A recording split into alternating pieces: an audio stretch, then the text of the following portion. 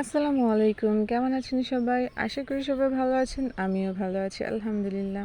তো আজকের রেসিপি হচ্ছে আমার পেঁপে দিয়ে মুরগির মাংস। আর এই মাংসটা এভাবে রান্না করলে আমি মাংস থেকে পেঁপেটাই খেয়ে ফেলি বেশি। আমার কাছে পেঁপেটাই বেশি মজা লাগে। মাংসটা এত বেশি ভালো লাগে না। তো প্রথমে আমি মাংসটাকে অল্প অল্প মশলা দিয়ে আমি মাখিয়ে নিলাম। এখানে লবণ, মরিচ, হলুদ, ধনিয়ার গুঁড়া দিয়ে একটু ভালোভাবে মাখিয়ে নিয়ে এই মাংসটা প্রথমে ভেজে নেব। আর ভেজে মাংসটা রান্না করলে অনেক বেশি মজা লাগে।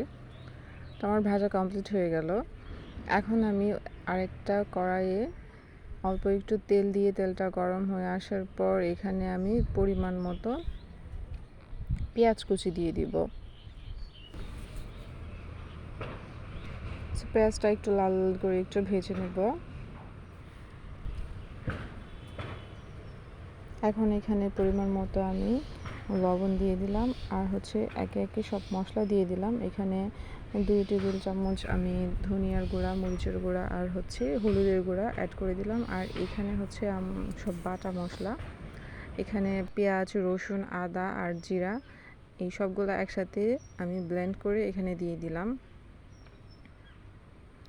আর হচ্ছে মাংস রান্না করলে যখন রান্না করা হয় তখন যদি এই মশলাগুলো ব্লেন্ড করে বা বেটে শিলপাটায় বেটে যদি দেওয়া হয় তাহলে কিন্তু এটার টেস্ট দ্বিগুণ বেড়ে যায়।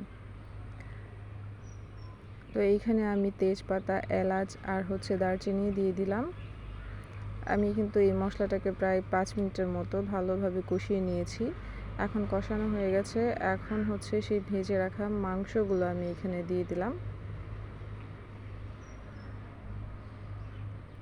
তো অল্প একটু পানি দিয়ে এই মশলার সাথে মাংসটা আমি আবার 5 মিনিটের মতো একটু জাল করে নেব।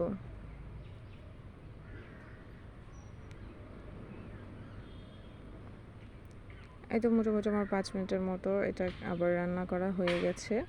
এখন এইখানে আমি আরেকটু পানি অ্যাড করে দিলাম। আর এই পর্যায়ে আমি কেটে রাখা পেঁপেগুলো দিয়ে দিলাম।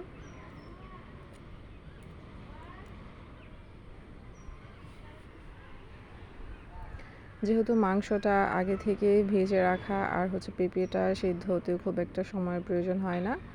তো এইখানে আমি 4-5টি কাঁচামরিচ আর হচ্ছে কয়েক কোয়া রসুন দিয়ে দিলাম। আর উপরে একটু ভাজা গরম মশলা দিয়ে দিলাম ফ্লেভারের জন্য। তো এখন এটাকে আমি আবার 10 মিনিটের মতো একটু জাল করে নিব।